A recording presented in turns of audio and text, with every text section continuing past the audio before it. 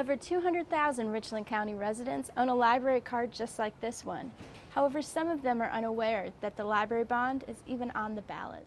Experts here at Midland's Orthopedics say that athletes should take their time during the rehab process for a torn ACL, because by trying to rush through this process, the athlete has a much greater risk of tearing their ACL again. Over 3,000 University of South Carolina students and Gamecock fans came out to the Colonial Life Arena tonight for the first annual tip-off tailgate to celebrate the start of basketball season. It's beginning to feel a little bit like fall here in Columbia, with temperatures dropping into the lower 80s today and tomorrow, but they'll rise back up into the higher 80s by the weekend. I'll let you know if Saturday will be a great day to take the boat out later on in the show.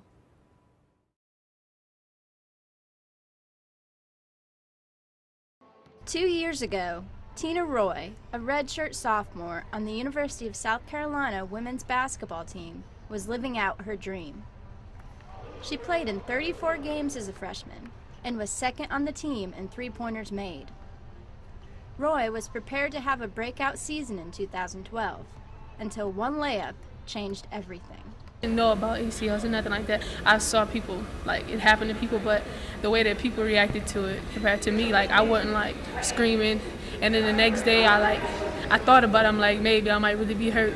And then when I found out I tore my ACL, it was just like basketball is about to be taken away from me, and like, it's crazy. Now, Roy is fighting her way back into the starting lineup after having to sit out the entire season. It's like, you just think like, you know, it could have been taken away from me completely. Like, I'm back now, so like, you never take nothing for granted because you don't know when it's going to be your last time doing whatever you love. USC head athletic trainer John Kasich says he has been fortunate in seeing no more than 10 ACL tears at USC each year. But when he does, there's a plan in place to get the athlete back to top form quickly and safely. With an isolated ACL tear, non-contact, is running down the field, you stop and plant and cut. Simplest surgery, the simplest repair, simplest rehab, assuming you don't have any arthritic changes in the knee and things like that.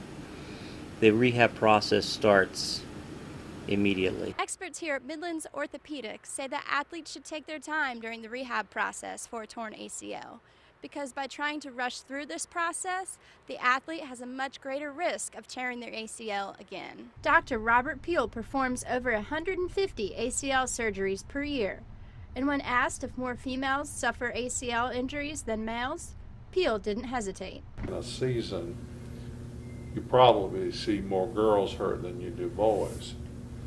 And certainly some of that's based on how their legs are shaped, how their pelvis makes their legs shaped, how their muscles are developed, and somewhat based on hormonal structures are different. Roy still has her off days, but she promises she will be on the court for the Gamecocks season opener on November 1st. Oh, I can't wait. I'm so ready. Like, I feel like I have weight on my shoulder. I got to get it off. After a year as the team's head cheerleader, Roy hopes she can give Gamecock fans something to cheer about. Ashley Denny, Carolina News.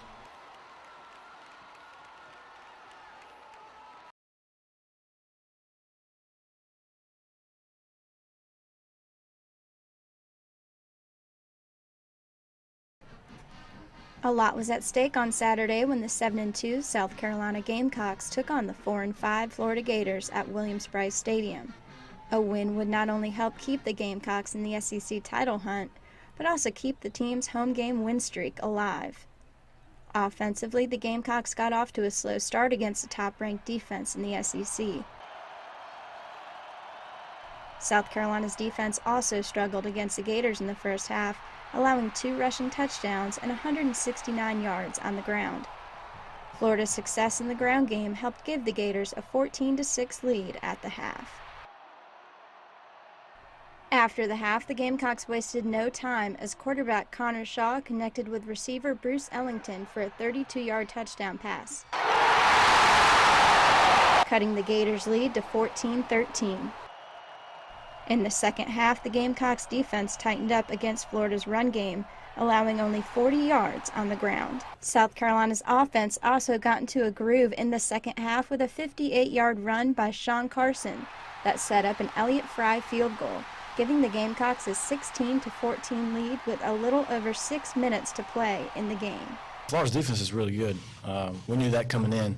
We're on the top in the league, but we just couldn't find a rhythm in the first half. We got down in the red zone and couldn't punch it in, and had to settle for field goals, which ended up being huge for us. But the second half, I thought we battled a little bit stronger, came adjusted at halftime and played pretty good in the second half, and just found a way to win.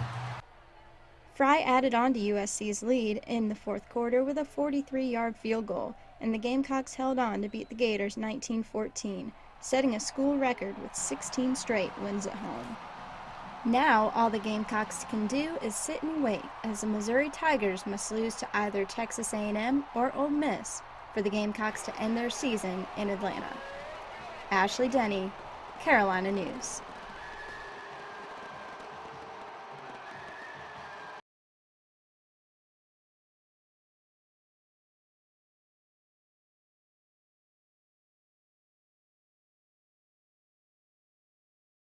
With the holiday shopping season in full swing, retailers are stocking up, and not just on merchandise. A study done by CareerBuilder.com shows that 39% of retail store managers plan on hiring seasonal workers, which is up 3% from last year. Haley Brown, a manager at one business in the Vista, says her store has had to hire seasonal workers to make up for the students on her staff. Our company definitely does seasonal hiring. We have a lot of students on our staff, and so a lot of them go home for the holidays to be with their families, so we definitely have to bulk our staff up during the holiday season just to prepare for Black Friday, around Christmas and New Year. So we definitely onboard a lot more people during this time of year.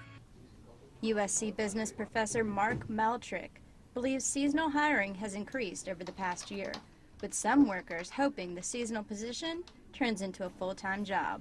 Some of these people are looking for full-time jobs, and I would think that if the economy continues to come back and we see some of the uncertainty about healthcare costs dissipate, we might see some of those people finding full-time employment from this. Brown says her store's seasonal help was much needed for their first Black Friday in the Vista. I've worked for higher volume stores in the past, so it was a different change of pace. So it was a lot more mild than what I was used to, but it was good. We had a good crowd, a good turnout, so we're pleased with what we saw. She hopes that the Christmas season will continue to go just as smoothly. Ashley Denny, Carolina News.